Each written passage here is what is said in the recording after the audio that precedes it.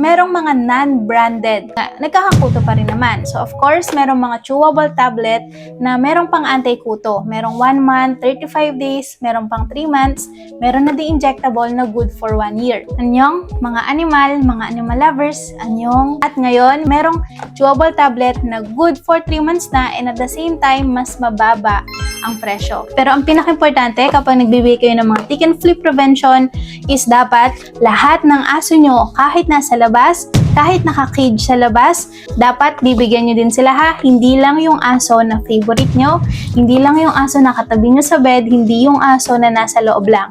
Dahil yung mga garapata na yan ay bumababayan sa mga aso at naghahanap yan ng host. So, ibig sabihin, within household, kahit nasa labas pa yan, basta aso nyo, pwede silang magkahawaan. That's why, lahat sila, bigyan nyo ng protection, bigyan nyo sila ng Vanazole, good for 3 months na mga anti-kuto at garapata. All year round, may mga kuto. Hindi lang ngayong summer, hindi lang ngayong mainit na panahon.